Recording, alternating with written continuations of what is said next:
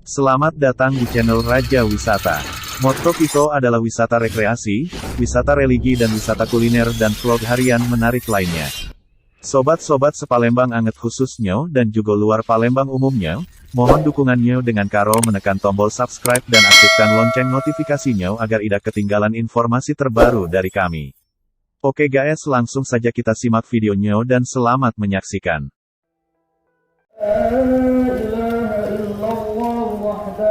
صدق وعده ونصر عبده وعز جنده وجبر أحزاب وحده Rambangan besan. لا إله إلا الله والله أكبر الله أكبر ولله الحمد.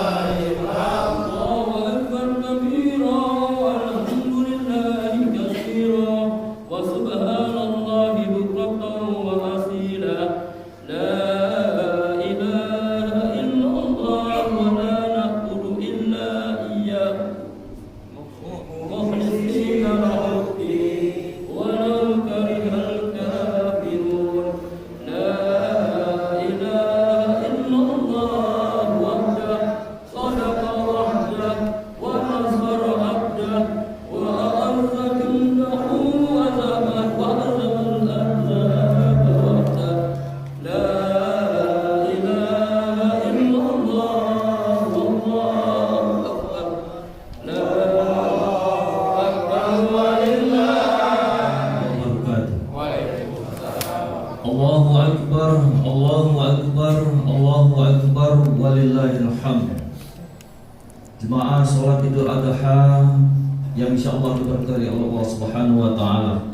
Alhamdulillah, pada hari ini 10 Juli bersamaan dengan 10 Zulhijjah 1443 Hijriah, bersama-sama kita dapat hadir merayakan hari raya Idul Adha 1443 Hijriah. Semoga seluruh rangkaian ibadah kita diterima oleh Allah Subhanahu wa taala. Amin ya rabbal alamin. Atas nama pengurus dan jemaah muslimat Misbah, mengucapkan mohon maaf lahir dan batin. Kemudian Bapak Ibu para jemaah salat Idul Adha yang dirahmati Allah Subhanahu wa taala, atas nama pengurus Musholah Nur Misbah dengan ini menyampaikan informasi bahwa untuk tahun ini, mulai tahun ini, tahun 1443 Hijriah, di musholah yang kita banggakan ini mengadakan kegiatan ibadah kurban. Alhamdulillah, pada awal dibukanya rencana kegiatan ini, kita mendapatkan 28 peserta kurban dan 4 peserta kurban kambing, sehingga kita membeli 4 ekor sapi dan 4 ekor kambing. Kami mohon izin untuk menyampaikan para peserta ini, mulai dari nomor sapi yang pertama sampai yang keempat, dan juga kambing pertama sampai kambing yang keempat. Untuk nama-nama yang berkurban sapi atau kambing tahun 1443 Hijriah pada tahun ini, sapi pertama 1 Ibu Yusmawati binti Matkusim. Kemudian 2 Muhammad Rizal bin Munir Ali. 3 Kemas Muhammad Idrus bin Kemas Haji Umar. 4 Haja Nimas Nur Zalilah binti Kemas Soleh Tusin. 5 Kiabus Syedi Arba'i bin Kiabus Muhammad Humaydi. 6 AKP M. Husni bin Umar. 7 Ahmad Yani bin Asmaji. Ini sapi yang pertama. Untuk korban sapi yang kedua, 1 Muhammad Helmi bin Muhammad Sani. 2 Haji Edwin Julius bin Haji Muhammad Usman. 3 Almarhum K. Irian Amirullah bin Kiagus Haji Aminuddin Yayu PP Jaita. 4 Nurul Hadiyanti binti Husni Tamrin. 5 Nurzanah binti Abu Hasan.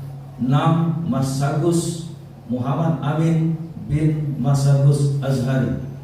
7 Muhammad Hasan Atal bin Aga Setia Harumawan. Sapi yang kedua. Sapi yang ketiga, 1 Haja Umi Huda binti KH Husin. 2 Nona Maijenah binti Baba Muhammad Najib. 3 Nyimas Amelia Rizki H binti Kemas Nawawi. 4 Kemas Haji Julkipli bin Kemas Haji Ibrahim.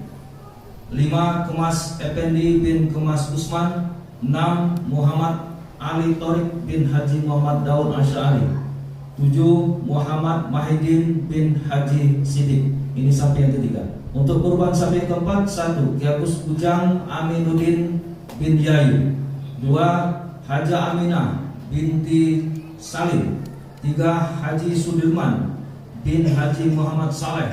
4 Haja Adriani binti Kiagus Haji Adenan Salimuddin. 5 Haja Jaini 5 Haja Jauni binti Kiagus Haji Muhammad Jen Alimuddin. 6 Nabila Padila binti Haji Sudirman Saleh. 7 Bima Desyansa bin Haji Sudirman Saleh. Kemudian untuk kurban sapi kurban kambing maksud kami, 1 kambing pertama 1 Hasbiyati binti Haji Koharudin. Kambing kedua Arif Nok Priyansa bin Burlian. Ini ada di Jawa Timur, Surabaya sana. Kambing ketiga Atifah Zahira binti Febri Indrajaya. Kambing keempat Nyayu Farida Mary binti Muhammad Humaydi.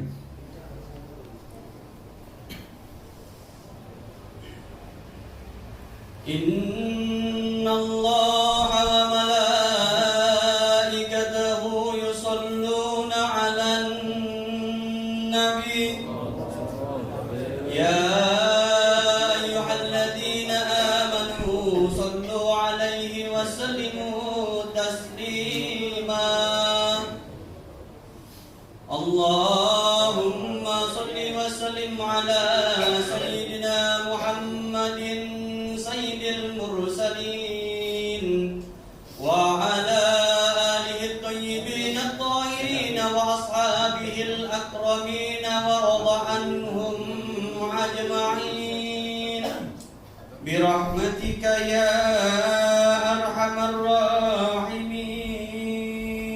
Assalamualaikum warahmatullahi wabarakatuh.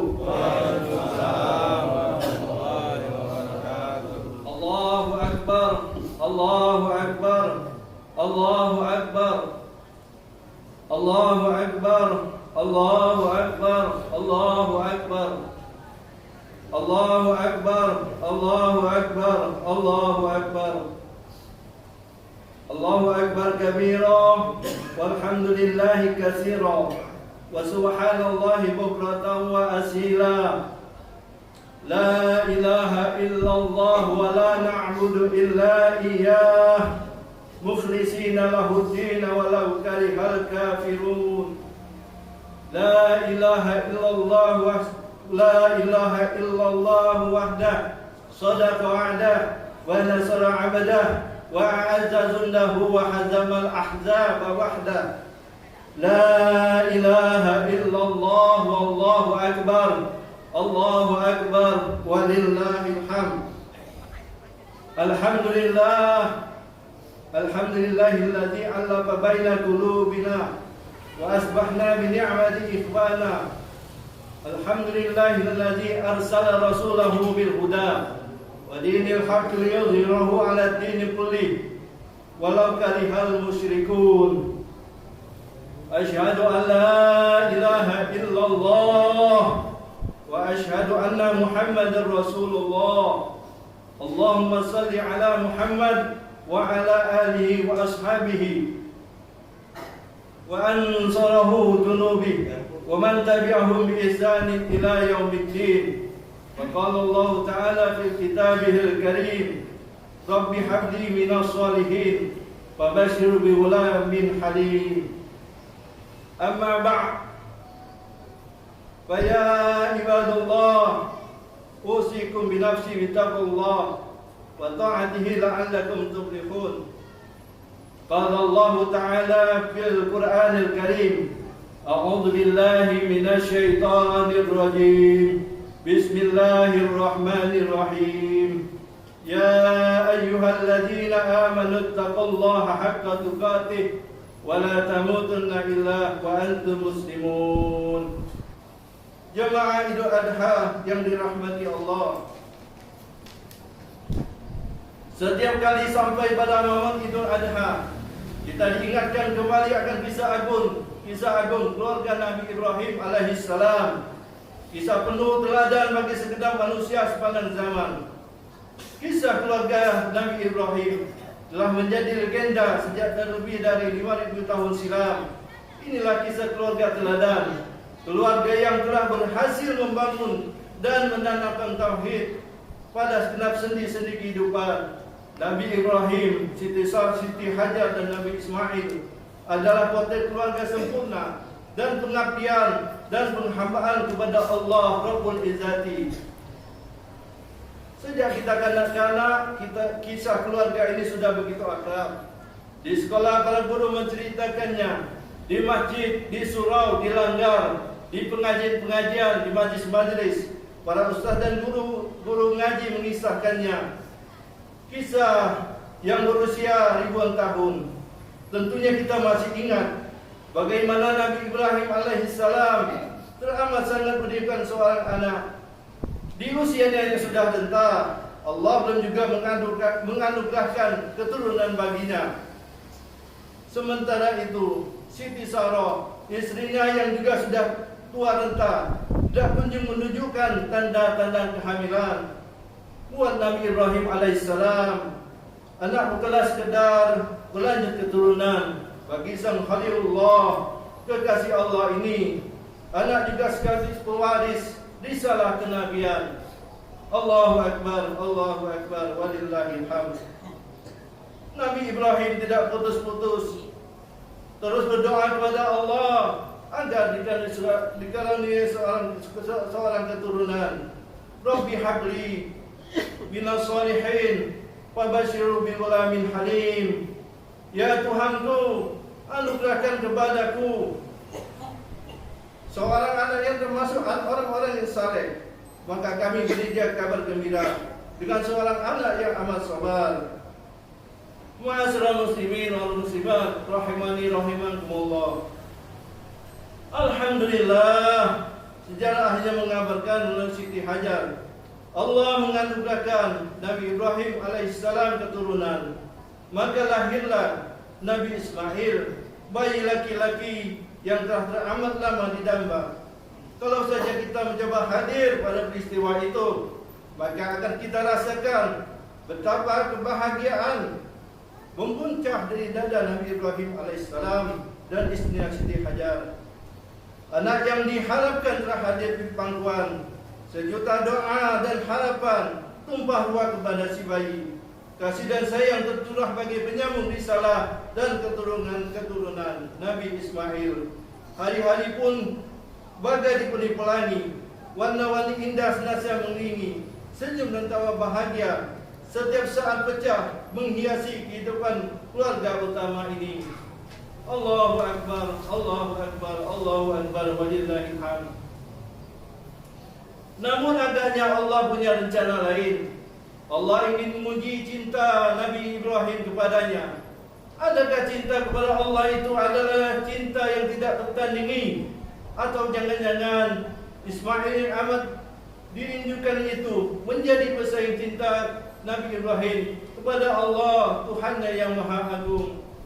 Walamma balagha ma'ahu as-sa'ya qala ya bunayya inni ara fil manami anni asbahuka fanzur madza tara. Qala ya abati fa'al ma ta'maru satajiduni insyaallahu minas sabirin. Maka tak kala anak itu sampai pada umur yang sanggup berusaha bersama-sama Ibrahim, Nabi Ibrahim berkata, "Hai anakku, sesungguhnya aku melihat dalam mimpi bahwa aku menyembelihmu. Maka pikirkanlah apa pendapatmu." Dengan tegas Nabi Ismail menjawab, "Hai bapakku, kerjakanlah apa yang diperintahkan kepadamu. InsyaAllah kamu akan mendapatiku termasuk orang-orang yang sabar."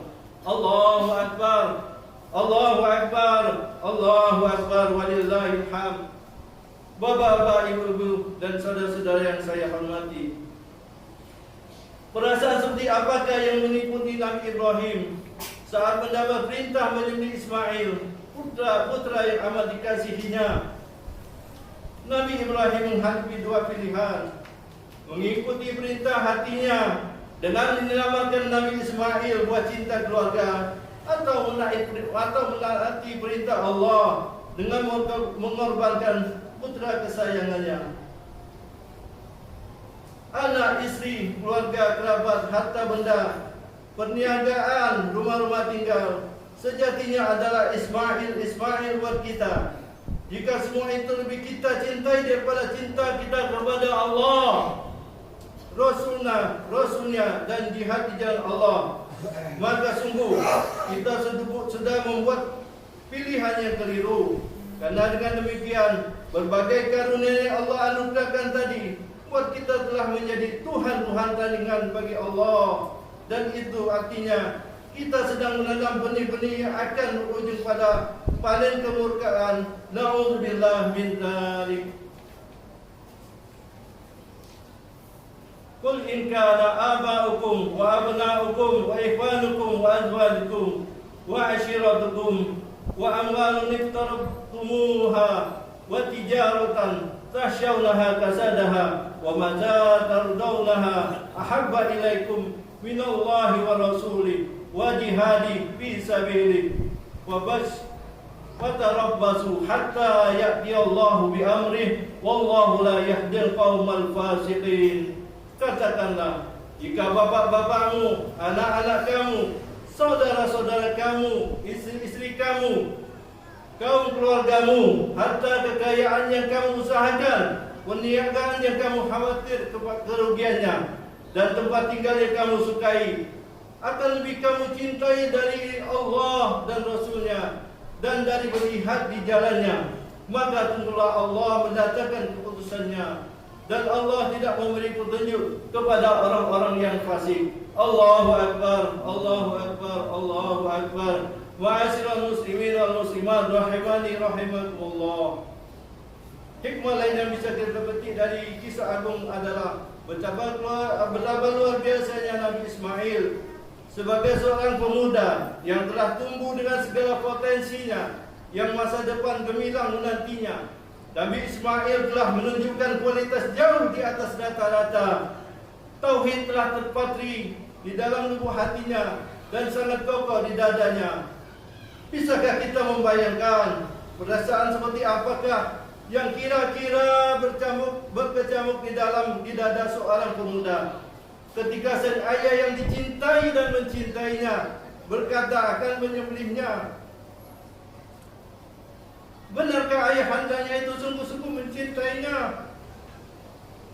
Kalau benar, cinta seperti apa yang mampu menggerakkan lidah ayahandanya untuk mengucapkan kata-kata itu? Tapi lagi-lagi Nabi Ismail bukanlah seorang pemuda biasa. Perintah yang amat berat itu pun disambut Nabi Ismail dengan penuh kesabaran. Dia menyanggupi menyerahkan lehernya untuk disembelih. Bukan itu saja, Nabi Ismail yang tahu persis bahwa perintah itu pasti amat berat bagi ayahandanya. Bahkan mendorong keteguhan jiwa Nabi Ibrahim alaihissalam untuk melaksanakan perintah Allah tersebut. Wahai bapakku, lakukanlah apa yang diperintahkan kepadamu. InsyaAllah engkau akan mendapatiku termasuk orang-orang yang sabar. Pertanyaan besar yang bisa diajukan dari adegan luar biasa ini adalah, gerangan apakah yang membuat Ismail menjadi setegar itu? Menu apakah yang tiap hari mengisi kepala dan dadanya sehingga dia bisa dengan rela menyerahkan lehernya untuk sembelih ayahnya? Pendidikan seperti apa yang bahkan membuat Nabi Ismail alaihissalam juga meneguhkan hati ayahnya agar tidak ragu-ragu melaksanakan perintah Allah Subhanahu wa taala? Tentu saja kehebatan Nabi Ismail itu bukanlah sesuatu yang insan, apalagi simsalamin. Luar biasa Nabi Ismail adalah buah dari pendidikan dan bimbingan dari seorang ibu yang sangat luar biasa. Inilah peran dahsyat dari Siti Hajar, perempuan yang telah dipilih Allah untuk mendampingi Nabi Ibrahim alaihissalam dan melahirkan keturunan para nabi. Dia telah mampu membentuk bayi merah Ismail yang ditinggalkan suaminya di tengah padang gersang tak berpenghuni menjadi seorang anak muda yang istimewa. Bagaimana dengan pemuda-pemuda kita hari ini? Apakah mereka mewarisi kedahsyatan Nabi Ismail? Sayang sekali yang terjadi justru sebaliknya. Sebagian besar anak-anak muda kita, pelajar dan mahasiswa kita, hari-harinya dipenuhi dengan berbagai perilaku memprihatinkan. Tawuran pelajar, penyalahgunaan narkoba, minum-minuman keras telah menjadi konsumsi harian mereka. Apa yang terjadi dengan pemuda-pemuda kita? Kenapa ini bisa terjadi? Benarkah anak-anak muda itu nakal, kurang ajar, tidak bermoral dan berakhlak rendah? Sudah berapakah lama semua terjadi? Barangkali pertanyaan-pertanyaan ini menjadi yang harus kita perhatikan. Semestinya bukan pertanyaan-pertanyaan bernada kecaman seperti ini yang kita sorongkan.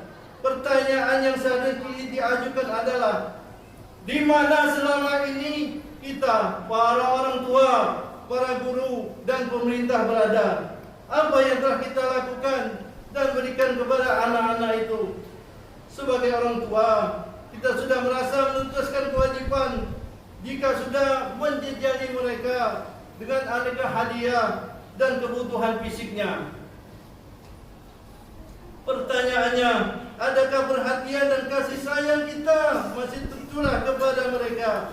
Bagaimana dengan waktu dan kebersamaan di rumah dan keluarga? Masihkah kita sholat berjamaah, membaca Al-Quran bersama mereka? Dan di antara semua itu, masih adakah teladan yang kita tunjukkan kepada anak-anak kita itu? Allahu Akbar, Allahu Akbar, Allahu Akbar. Bukankah di rumah kita telah menjadi para diktator bagi anak-anak? Kita melarang mereka ini itu. Namun pada saat yang sama, kita tetap saja asyik dengan larangan tersebut. Para ayah melarang anak-anaknya untuk merokok, sementara di sela-sela jarinya terselip rokok yang masih mengumpulkan asap. Para ibu menyuruh anak-anaknya untuk belajar dan melarang mereka untuk menonton TV, sementara dia sendiri asyik duduk di sofa sambil matanya tidak lepas dari sinetron pengumbar mimpi dan hawa nafsu. Allahu Akbar, Allahu Akbar, Allahu Akbar. Jamaah Idul Adha yang dirahmati Allah, teladan telah menjadi barang amat langka di negeri ini. Anak-anak kita tidak lagi bisa menemukan contoh hidup sederhana, arif, santun dan penuh kasih kepada sesama yang bisa ditiru. Jangan pernah berharap di rumah kita akan hadir anak-anak sekelas Nabi Ismail kalau kita sendiri sebagai orang tua tidak mewarisi keutamaan Nabi Ibrahim dan Siti Hajar sebagai kepala keluarga. Sudahkah kita para bapa hanya memberi nafkah anak dan istri dengan harta yang halal? Harta yang halal. Adakah rupiah kita bawa pulang benar-benar bersih dari unsur haram?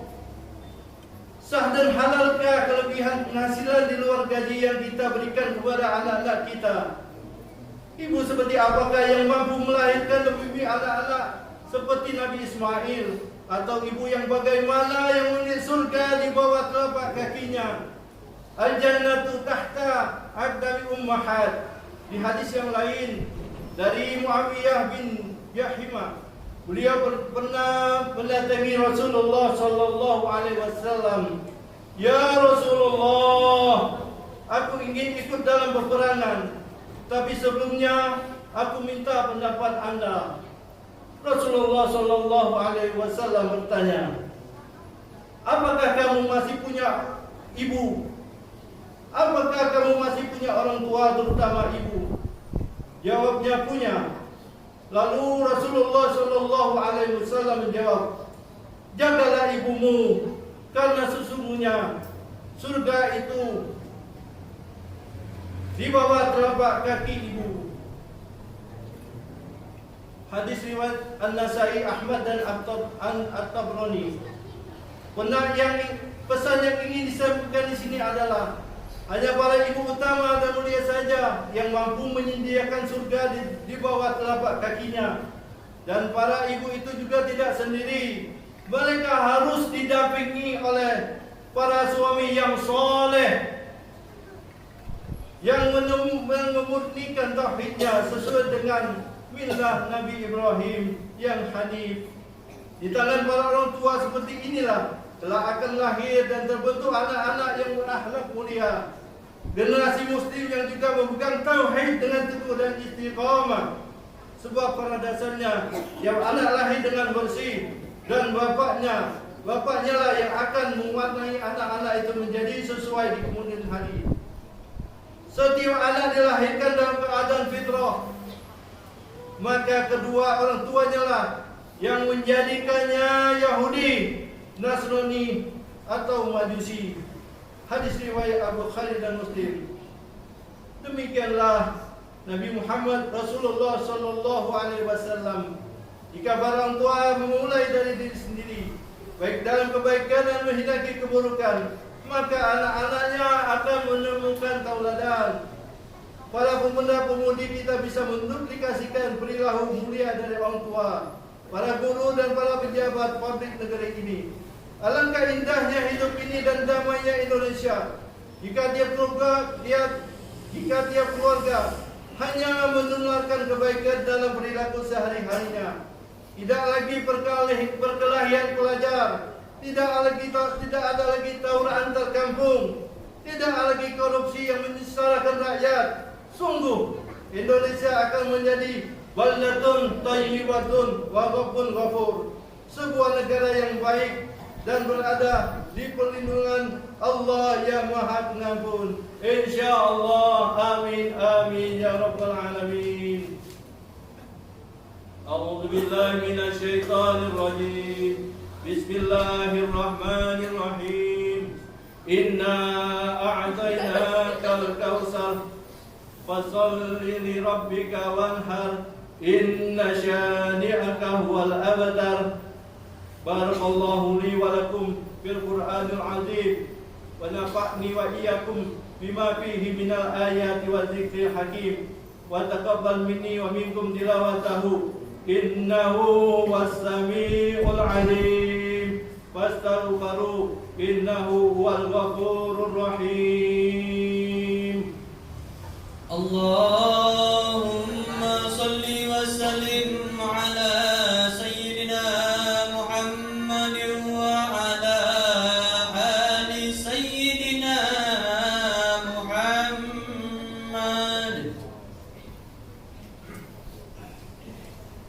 Allahu Akbar, Allahu Akbar, Allahu Akbar, Allahu Akbar, Allahu Akbar, Allahu Akbar, Allahu Akbar, Allahu Akbar kabira, walhamdulillahi katsira, wa subhanallahi bukratan wa asila. La ilaha illallah wallahu akbar, walillahil hamd. Alhamdulillah, alhamdulillahi ala ihsanihi wa syukru lah ala taufiqi wa imtihani. Wa asyhadu an la ilaha illallah wahdahu la syarika lah. Wa asyhadu anna sayyidana Muhammadan abduhu wa rasuluh ad-da'i ila ridwani. Allahumma salli ala sayyidina Muhammadin wa ala alihi wa ashabihi wa sallim tasliman katsira. Amma ba'd, fa ya ayuhan nas ittaqullah fima amar wantahu amma naha wa'lamu anna Allah amarakum bi amri bihi bi nafsihi wa sanna bil malaikati musaddiha bi qudsi wa qala Allah ta'ala inna Allah wa malaikatahu yusalluna 'alan nabi ya ayyuhalladzina amanu sallu 'alaihi wa sallimu taslima.